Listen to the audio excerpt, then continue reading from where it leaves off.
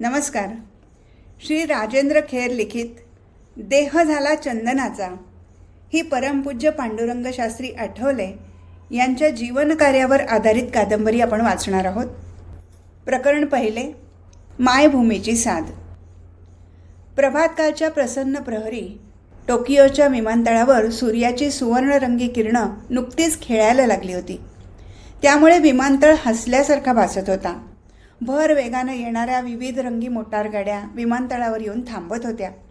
त्या मोटारीतून येणाऱ्या प्रवाशांची गर्दी हळूहळू वाढत होती. ऐन प्रातःकाळी असणारा उत्साह त्यांच्या हालचालीतून जाणवत होता. ऑक्टोबर महिन्यातल्या वाढत चाललेल्या उष्म्याकडे त्यांचं लक्षही नव्हतं. त्यांचं लक्ष लागून राहिलं होतं आपापल्या फ्लाईटकडे. तेवढ्यात विमानतळावर एक विमान घरघर करीत येऊन थांबलं. त्या फ्लाईटची अनाऊन्समेंट सुरू झाली. त्या फ्लाईटच्या प्रतीक्षेत असलेले दुसऱ्या रांगेतले लोक तत्परतेनं उठले. पासपोर्ट, तिकीट यासाठी त्यांनी आपले खिसे चाचपल्यासारखे केले. त्या रांगेतल्या महिला मुलंही उठली आणि सराईतपणाने रांगेतून चालायला लागली. रांगेच्या टोकाला एका विजेरी पारदर्शक पेटीत त्या फ्लाईटचा नंबर डाव्या उजव्या बाजूला एकसारखा फिरत होता. फ्लाईटची अनाऊन्समेंट अधूनमधून चाललीच होती. त्या कक्षेतून रांगेनं बाहेर पडणाऱ्या प्रवाशांचे पासपोर्ट, तिकीटं यांचं भराभर चेकिंग चाललं होतं. जणू कळसूत्री बाहुल्यांचा हातचलाखीचा खेळ चालला होता. जपानी माणसांच्या साऱ्याच हालचाली झटपट चालतात ही गोष्ट कोणाच्याही सहज निदर्शनास येत होती. फ्लाईटची वाट बघत स्वागत कक्षात बसलेले पांडुरंग शास्त्री आठवले शेजारी बसलेल्या मगनभाई शहांना म्हणाले, या जपानी लोकांच्या हालचाली किती झटपट होतात ते पहा.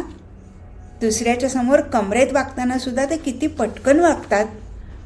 मगनबाई हसून म्हणाले, होय, अगदी कळसूत्री बाहुलीप्रमाणे वागतात. पांडुरंग शास्त्रीने विचारलं, आता ही फ्लाईट कुठली चालली आहे? अमेरिकेची असावी. क्षणभर थांबून मगनबाईंनी त्यांच्याकडे बघितलं. मग ते म्हणाले, शास्त्रीजी, अमेरिकेची ऑफर मात्र तुम्ही विसरू नका हां. अहो, केवढा मोठा सन्मान मिळणार आहे तुम्हाला, आणि तोही ऐन 35शीत. कोणाही हिंदुस्थानी तत्ववेत्याला आजपर्यंत असा सन्मान मिळालेला नाही. म्हणून डॉक्टर कॉम्प्टन यांचा प्रस्ताव आपण मान्य करावा. हे बोलणे ऐकून पांडुरंग शास्त्री एकदम गंभीर झाले. बघता बघता आपल्या विचारात गढून गेले. जपानमधला नुकताच घडलेला तो प्रसंग त्यांना आठवू लागला. 1954 सालच्या ऑक्टोबर महिन्यात जपानमध्ये द्विविध विश्वतत्वज्ञान परिषद भरली होती. अमेरिकेतल्या इंटरनॅशनल फिलॉसॉफिकल सोसायटीच्या वतीनं त्या परिषदेचं आयोजन करण्यात आलेलं होतं. जगभरातून मोठे मोठे तत्वचिंतक त्या परिषदेसाठी आले होते. भारतातून पांडुरंग शास्त्री आठवले यांना मोठ्या सन्मानानं निमंत्रित करण्यात आलं होतं. प्रारंभी अन्य तत्वचिंतकांनी त्यांची उपेक्षाच केली होती. परंतु ती परिषद जसजशी शेवटाला गेली तसतशी पांडुरंग शास्त्रींच्या ठायी असलेल्या असामान्य बुद्धिमत्तेची त्यांना कल्पना येऊन चुकली. कारण त्या चर्चेत त्या तत्वचिंतकांनी श्रीकृष्णाबद्दल घेतलेले सारे आक्षेप त्यांनी खोडून काढले होते. एवढंच नव्हे तर श्रीकृष्णाच्या अवताराची महती त्यांना पटवून दिली होती. श्रीकृष्णाचं अर्थशास्त्र, मानसशास्त्र आणि समाजशास्त्र त्यांना समजावून दिलं होतं. भक्ती ही एक सामाजिक शक्ती आहे यासारखे अनेक नवनवीन विचार त्यांनी मांडले होते. पांडुरंग शास्त्रींच्या बोलण्या चालण्यानं इतर तत्वचिंतकांप्रमाणेच अमेरिकेचे डॉक्टर कॉम्प्टन अतिशय भारावून गेले. पांडुरंग शास्त्रींची असामान्य बुद्धिमत्ता, तेजस्विता आणि तडफदारपणा पाहून त्यांचा पांडुरंग शास्त्रीविषयींचा आदर द्विगुणित झाला होता. डॉक्टर कॉम्प्टन यांनी तेव्हाच त्यांची योग्यता जोखली होती. परिषदेची सांगता झाल्याबरोबर डॉक्टर कॉम्प्टन त्यांच्याजवळ आले आणि म्हणाले, आपल्याबद्दल मला फार आदर वाटतो. तुमच्या प्राचीन संस्कृतीचा आधार घेऊन तुम्ही अखिल मानवजातीच्या कल्याणासाठी निश्चितच कार्य करू शकाल याविषयी मला मुळी शंका वाटत नाही. एंड वेलिंग गॉड ही अनुभूती आहे असं मी आजपर्यंत समजत होतो. पण ते एक इन्स्ट्रुमेंटही आहे ही संकल्पना तुम्ही मांडलीत. हा कॉन्सेप्ट सांगायला तुम्ही अमेरिकेत या. यावर पांडुरंग शास्त्री काहीच बोलले नाहीत. तेव्हा डॉक्टर कॉम्प्टन पुढे म्हणाले, आपल्यासमोर मी एक प्रस्ताव ठेवतो. त्याचा आपण निश्चित स्वीकार कराल असा विश्वास वाटतो. कसला प्रस्ताव? काही क्षण थांबून डॉक्टर कॉम्प्टन म्हणाले, तुम्ही अमेरिकेत या 5 वर्षासाठी. तिथे आम्ही पाहिजे ते सहाय्य तुम्हाला देऊ. तिथे तुमची सर्व काही व्यवस्था होईल. पण त्याशिवाय तुमच्या भारतातल्या अकाउंटमध्ये वर्षाकाठी 1,00,000 रुपये जमा होतील. अमेरिकेत सर्व सुखसोयींमध्ये राहून तुम्ही मानवतेचं कार्य करा. केवढी मोठी ऑफर होती ती. कुणीही ती तात्काळ मान्य केली असती. त्यांच्या बोलण्यावर पांडुरंग शास्त्री अधिक काही बोलले नाहीत. डॉक्टर कॉम्प्टन यांच्याकडे बघून त्यांनी मंद स्मित केलं. त्यावेळी त्या ज्ञाननिष्ठ आणि तपोनिष्ठ कर्मयोगाची मुद्रा डॉक्टर कॉम्प्टन यांना अतिशय तेजपुंज भासली. त्यांच्या निळसर रंगाच्या नेत्रांमधलं तेजोवलय त्यांना स्पष्टपणे दिसलं. त्या तेजोवलयांनी त्यांचे डोळे दिपले. त्यांच्या दृष्टीला दृष्टी देणं डॉक्टर कॉम्प्टनना शक्य झालं नाही. ते काही बोलणार एवढ्यात पांडुरंग शास्त्री म्हणाले, तुमची ऑफर मला समजली. भारतात गेल्यावर मी माझा निर्णय तुम्हाला कळवीन. मगनबाईंच्या बोलण्यामुळे हा सारा प्रसंग पांडुरंग शास्त्रींना आठवला. मगनबाईंनी पुन्हा एकदा त्यांना ती ऑफर स्वीकारायला सांगितलं होतं. त्यांच्या ठिकाणी दुसरा कोणीही असता तरी त्यानं तसाच सल्ला दिला असता. एवढंच काय, पांडुरंग शास्त्रींचे परमपूज्य पिताजी वैजनाथ शास्त्री जरी इथे असते तरी त्यांनी आपल्या या प्रिय पुत्राला तेच सांगितलं असतं. ते म्हणाले असते, पांडुरंगा, तुला मी विद्याविभूषित केलं, सुसंस्कृत केलं. समाजाला त्याचा उपयोग व्हावा म्हणूनच हे ज्ञान मी तुला दिलं, होय ना? तू प्रवचनं करून समाजोन्नती घडवून आणावीस एवढीच माझी अपेक्षा होती. पण हे निमंत्रण भलतंच मोठं आहे. आपली महान संस्कृती जगात नेण्याची संधी तुला मिळाली आहे. खरोखर तू त्यामुळे महान कार्य करू शकशील. अर्थात हा उपदेश करायला त्यांचे पिताश्री वैजनाथ शास्त्री आता इहलोकी थोडेच राहिले होते. 1952 सालीच ते परलोकी निघून गेले होते. त्यामुळे योग्य सल्ला द्यायला जवळचं कुणीही नव्हतं. त्यांचा त्यांनाच निर्णय घ्यावा लागणार होता. त्याचवेळी कुठल्या तरी अनाऊन्समेंटमुळे त्यांची तंद्री भंग पावली. पांडुरंग शास्त्रींनी सहजगत्या बाजूला पाहिलं. तिथल्या एका भिंतीवर टांगलेल्या पोस्टरनं त्यांचं लक्ष वेधून घेतलं. त्या पोस्टरवर सारी मानवजात त्यांच्या घरादारासह उद्ध्वस्त झालेली दिसत होती. त्या उद्ध्वस्त दृश्यात सागर, नद्या, वृक्ष स्पष्टपणानं दिसत होते. त्या वृक्षांमधून निळाशार आकाशमार्गाने येणारा स्वच्छ सूर्यप्रकाश परावर्तित होत होता. त्या पोस्टरवर शिरोभागी लिहिलं होतं, आम्हाला आता पुन्हा हिरोशिमा नको आहे. नो मोर हिरोशिमा. आम्हाला शांतता हवी आहे. त्या दृश्याकडे बघून पांडुरंग शास्त्रींचं मन थरारलं, अंतःकरण कळवळलं. ते मनाशी म्हणाले, आज 1954 सालचा ऑक्टोबर महिना, म्हणजे बरोबर 9 वर्षापूर्वी जपानच्या हिरोशिमा नागासाकी या 2 शहरावर ते विध्वंसक अणुबॉम्ब पडले. त्या अघोरी घटनेपासून युद्ध थांबलं. पण शांतता लाभली का? नुसती पोस्टर्स लावून शांतता मिळेल का? कदापि नाही. त्यासाठी माणूस मुळातून बदलला पाहिजे. पांडुरंग शास्त्रींचे हे विचार योग्यच होते. कारण पाश्चिमात्य राष्ट्रांनी शांततेसाठी भ्रष्ट मार्गाचा अवलंब केला होता. तुम्हाला शांतता हवी असेल तर युद्धाला सज्ज व्हा. या इंग्रजी म्हणीला शिरोधार्य मानून जपानसह युरोपमधल्या अनेक राष्ट्रांनी महायुद्धात पटापट उड्या घेतल्या होत्या. 3 सप्टेंबर 1939 साली सुरू झालेल्या या महायुद्धानं 6 ऑगस्ट 1945ला ज्वालामुखीचं शिखर गाठलं होतं. त्या दिवशी हिरोशिमावर पहिला अणुबॉम्ब पडला होता. पाठोपाठ 9 ऑगस्टला नागासाकी या शहरावरही दुसरा अणुबॉम्ब पडला होता. जपानमधल्या या 2 शहरातील सारी मानवजातच कोलमडून पडली होती. दुसरं महायुद्ध तेव्हाच संपुष्टात आलं होतं. शांती मिळवण्यासाठी युद्धात उड्या टाकणाऱ्या राष्ट्रांना शांतता लाभली होती खरी, परंतु ती स्मशान शांतता होती. विकलांग झालेली मानवता अशी पोस्टर्सच्या रूपानं ठिकठिकाणी बघायला मिळत होती. त्या पोस्टर्सकडे बघत असताना पांडुरंग शास्त्रींचे नेत्र चमकायला लागले. एवढ्यात अनाऊन्समेंट सुरू झाली.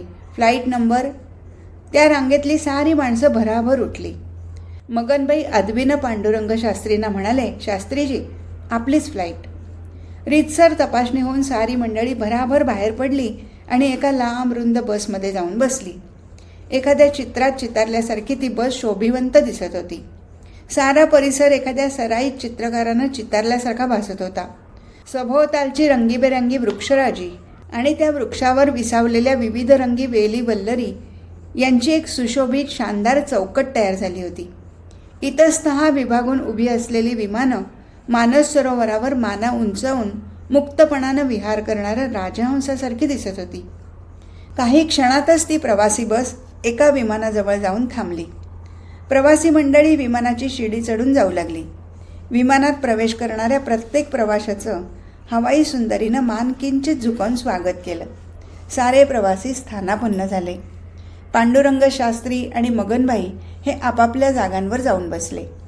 प्रवाशांची आपापसात कुजबूज सुरू झाली. कुणीतरी खिडकीतून दूरवर बघत म्हणत होतं, ते पांढरं पांघरून घातलेलं विमान आहे ना, ते रशियाचं विमान आहे. शेजारच्या माणसाने विचारलं, ते तिथे कशासाठी मांडून ठेवलं आहे? पहिल्या माणसानं माहिती पुरवली, ते विमान इथे मुद्दाम उतरवण्यात आलं होतं. ते रशियाचं हेरगिरी करणारं विमान होतं. युद्ध संपलं तरी अजून हेरगिरी चाललीच आहे का? होय, जपानचं आणि रशियाचं अजून सख्य थोडंच झालं आहे. पांडुरंग शास्त्री मनात म्हणाले, झालं ना आता एवढं जागतिक युद्ध, मारली ना लाखो माणसं, मग आता पुन्हा ही हेरगिरी कशासाठी? माणूस आपल्या अंतःकरणात शिरून शांतीचा शोध केव्हा घेणार आहे कुणास ठाऊक. काचेच्या गोल खिडकीतून पांडुरंग शास्त्रीने बाहेरच्या बाजूला दृष्टिक्षेप टाकला. तिथूनही रशियाचं हेरगिरी करणारं ते विमान राजहंसाच्या कळपात घुसलेल्या एखाद्या बगळ्याप्रमाणे स्पष्ट दिसत होतं. एवढ्यात विमानाच्या यंत्राची घरघर सुरू झाली. पंखे फिरायला लागले. काही क्षणातच विमानानं आकाशात झेप घेतली. टोकियोचा विमानतळ दिसेनासा झाला. पांडुरंग शास्त्री खिडकीबाहेर बघत होते. सूर्य आता पूर्व दिशेनं बराच वर आला होता. सारं आसमंत प्रकाशवान झालं होतं. दूरवर दिसणारं क्षितिजही झगमगीत झालेलं दिसत होतं. विमान आता 40,000 फुटावर गेलं होतं.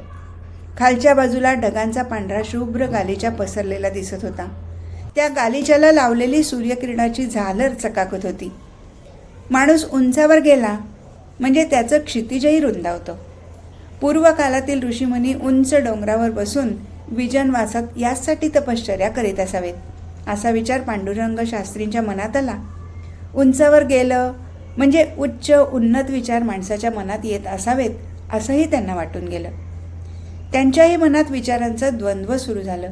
मी कोण आहे? कशासाठी मी या जगात आलो? गेल्या 5 पिढ्यापासून माझ्या घराण्याची कोणती शिकवण आहे? मग आता मानवाच्या उत्थानाचं कार्य सुरू करायला नको का? या कार्यात उडी घेण्यापूर्वीच केवढा मोठा आधार अवचित समोर आला आहे. परमेश्वरानंच अशी योजना केली असेल का? मग अमेरिकेचा हा प्रस्ताव स्वीकारायचा का? डॉक्टर कॉम्प्टन यांच्या भारी प्रस्तावावर त्यांचं चिंतन सुरू झालं. डॉक्टर कॉम्प्टनने दिलेली ऑफर स्वीकारली असती तर त्यांचा फार मोठा सन्मान होणार होता. अमेरिकेत स्टेट गेस्ट म्हणून सुखानं राहता आलं असतं. गाठीशी चांगल्यापैकी पैका जमला असता. या ऐहिक सुविधाबरोबरच एक महान तत्वचिंतक म्हणून सर्वदूर नावलौकिकही मिळाला असता. मग जगभरातल्या तत्वचिंतकांबरोबर सन्मानानं हिंडता फिरता आलं असतं. अनेक जागतिक परिषदांमध्ये सहभागी होता आलं असतं. भल्या भल्यांनी समोर माना झुकवले असत्या.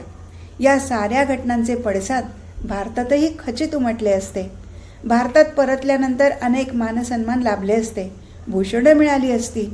आणि डॉक्टर कॉम्प्टन यांची ऑफर नाकारली तर या साऱ्या सुविधांना आणि सन्मानानं ते मुकले असते. मग मुंबईतल्या पाठशाळेत जन्मभर प्रवचनकार म्हणून त्यांना काळ कंठावा लागला असता. क्वचित प्रसंगी त्या पाठशाळेच्या बाहेरही त्यांचं नाव गेलं नसतं. कितीतरी वेळ पांडुरंग शास्त्री अशा प्रकारच्या विचारात गढून गेले होते. तेवढ्यात दुपारच्या जेवणाची वेळ झाली. समोरच्या पिशवीतून थाळ्या बाहेर निघाल्या. होस्टेस लंच घेऊन आली. जेवणाच्या वेळी जी काय थोडीफार गडबड झाली असेल तेवढीच. मग पुन्हा शांतता पसरली.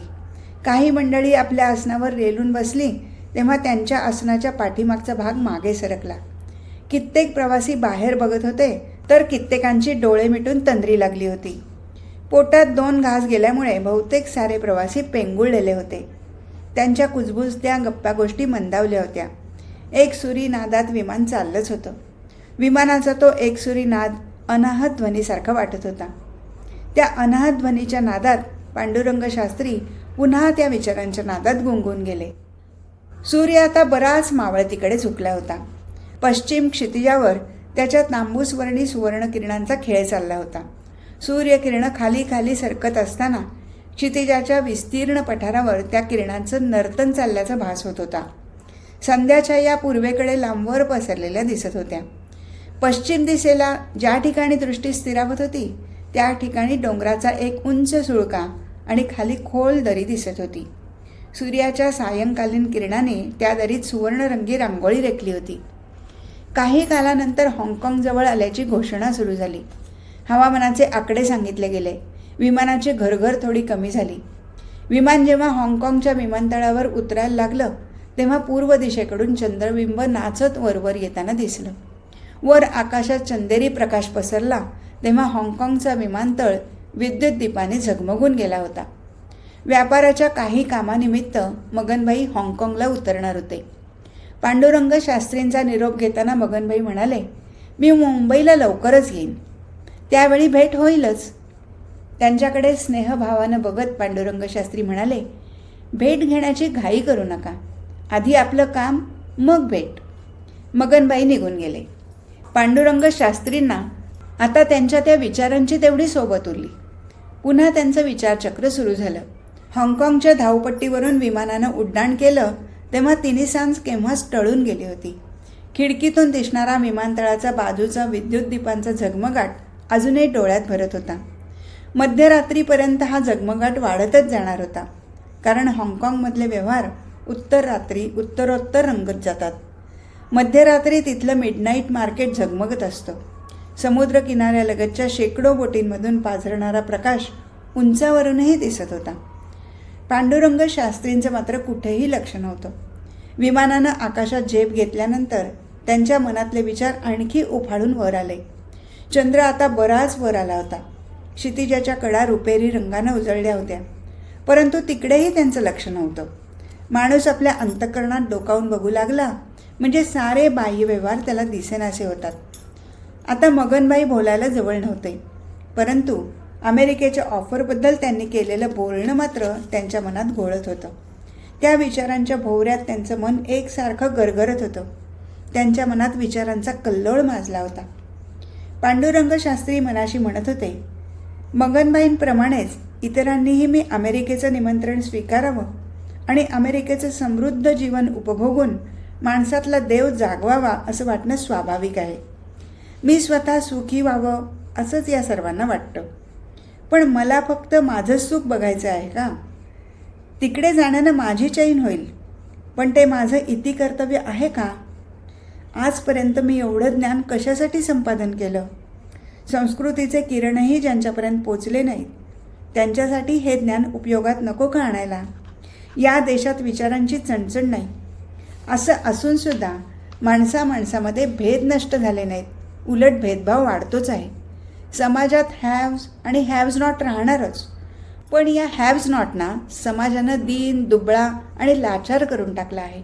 हे चित्र बदललं पाहिजे. असमर्थाची अस्मिता जागृत केली पाहिजे. त्यांचं मानसिक दैन्य दूर केलं पाहिजे, अंधारातून प्रकाशाच्या मार्गावर जाण्यासाठी. आजवर पुष्कळ विचारमंथन झालं, पण आता प्रत्यक्ष प्रयोग करण्याची वेळ आलेली आहे. हे प्रयोगच या अमेरिकनांना दाखवीन. मग अमेरिकेत जाऊन मी काय साध्य करणार?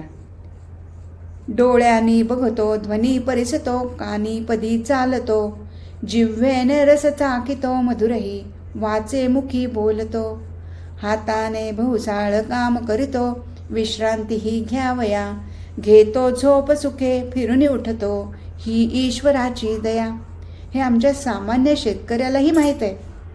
मग त्या लोकांना हे कसं कळणार? मग कशासाठी तिकडे जायचं? विमान कलकत्त्याच्या डमडम विमानतळावर उतरून पुन्हा मुंबईकडे झेपावलं. तरी पांडुरंग शास्त्रींच्या मनातील विचार संपले नव्हते. त्या विचारात मग्न असताना त्यांचा खालचा ओठ आवळला गेला होता, नेपोलियनसारखा. विशिष्ट प्रसंगी अंतर्मुख झाल्यानंतर अशा तऱ्हेनं ओठ आवळून धरण्याची नेपोलियनचीही पद्धत होती.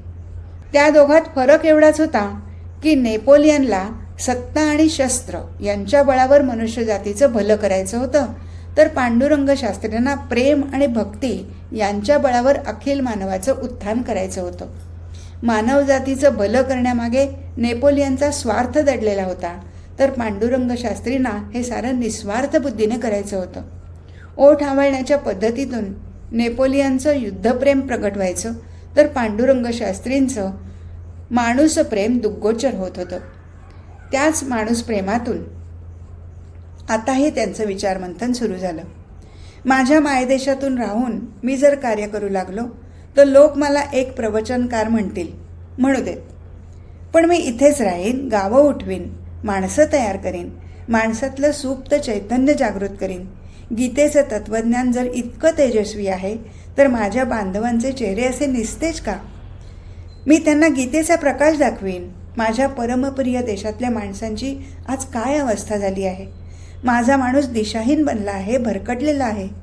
स्वातंत्र्यप्राप्तीनंतर त्याच्या डोळ्यासमोर कसलंही उद्दिष्ट राहिलेलं नाही. तो आत्मविस्मृत बनला आहे. माझ्या सनातन उज्ज्वल वैदिक परंपरेची त्याला विस्मृती होत चालली आहे. एवढंच नव्हे तर त्या परंपरेचा सूक्ष्म अर्थ जाणून न घेता तो आपल्याच प्राचीन वाङ्मयावर टीकास्त्र सोडू लागला आहे. दुष्ट चालीरीती आणि भ्रष्ट कर्मकांड यांच्यात तो पुरता गुरफटला आहे. जातीभेदाचं भूत त्याच्या मानगुटीवर बसलेलं आहे. ते भूत काही केल्या त्याच्या मानगुटीवरून उतरत नाही. ते उतरविण्याची कुणाला इच्छा नाही. माझा हरिजन बांधव अजून गावकुसाबाहेर पिचत पडला आहे. कुणी ठेवला आहे त्याला तिथे आणि कशासाठी? त्याचं सारं जीवनच मृतवत बनलं आहे. जिवंत असून मेल्यासारखं. बिचारे जिवंतपणीच नरक यातना भोगतायत. या मातीवर सर्वांचा समान हक्क असताना त्यांना काहीसुद्धा करता येत नाही आणि किती दिनवाणे होऊन आले आहेत पहा. हा रघोबा कसा खेकसतोय त्यांच्या अंगावर. त्यांच्या डोळ्यासमोर एकदम रोयातला रघोबा दिसायला लागला. कुठल्या तरी मंगल कार्याच्या जेवणावळी उठल्यानंतर दाराशी आलेल्या हरिजनांच्या अंगावर उष्ट्या पत्रावळी फेकणारा, त्या उष्ट्या पत्रावळीतील शीत वेचण्यासाठी सुद्धा त्या काळात हरिजनांमध्ये घेमारी व्हायची. त्या धांदलीत भुकेलेल्या श्वानाप्रमाणे लाचार होऊन ते माणूस नावाचे प्राणी परस्परात झुंजायचे. हे दृश्य खरोखरीच केविलवाणं असायचं. पण रघोबा त्यांच्या अंगावर खेचायचा. पायरी चढू नका, पायरी चढू नका, खाली वा, असं म्हणून पुन्हा उष्ट्या पत्रावळी त्यांच्या अंगावर भिरकावून द्यायचा. जणू त्या रघोबाला उद्देशून पांडुरंग शास्त्री मनातल्या मनात म्हणू लागले, नको रे रघोबा असा ओरडूस. अरे ती देखील माणसंच आहेत. ज्यानं तुला घडवलं त्यानंच त्यांनाही घडवलंय. मग भेद कुठे आला रे? या विश्वात फक्त परमेश्वरच उपकार करू शकतो, दुसरं कुणीही नाही. मग तू उपकाराच्या भावनेनं त्यांना कशाला उष्टान्न देतोस? द्यायचंच असेल तर त्यांना सर्वांच्या आधी दे. त्यांच्या दिनवाण्या अवस्थेकडे बघून तरी तुझं अंतकरण द्रवत कसं नाही? काय अवस्था केली आहे रे त्यांची समाजानं. कुत्र्या मांजऱ्याचं जिणंसुद्धा त्यांच्यापेक्षा चांगलं. काय चाललंय माझ्या मातृभूमीत? माझ्या भरतभूमीला हेच चित्र अपेक्षित होतं का? अरे एक वेळ त्यांना काही दिलं नाही तरी चालेल, पण उष्ट देऊ नका. द्यायचंच झालं तर त्यांना प्रेम द्या. त्यासाठी ते बिचारे भुकेलेले आहेत. मी भागवीन त्यांची भूक. मी देईन त्यांना प्रेम. आज ते दुःखाच्या खाईत पिचत पडलेले आहेत. मी त्यांना प्रेमाचा हात देईन. माझ्या देशात राहून मी ते काम करीन. माझ्या मातृभूमीतील तमाम दुःखितांना आणि पीडितांना मी हात देऊन त्यांची अस्मिता जागृत करीन. एवढेच नाही तर त्यांना आत्मोन्नतीचा मार्ग दाखवेन. या प्रभू कार्यालाच मी वाहून घेईन. त्यासाठी हवे तेवढे कष्ट उपसीन. मात्र कुणाची मी मदत घेणार नाही, कुणापुढे हात पसरणार नाही. एवढं मोठं कार्य करायचं तर द्रव्यही तेवढंच लागेल, पण ते भगवंत पाहून घेईल. अनन्याश्चिंतयन्तो मां ये जनाः पर्युपासते तेषां नित्याभियुक्तानां योगक्षेमं वहाम्यहम्.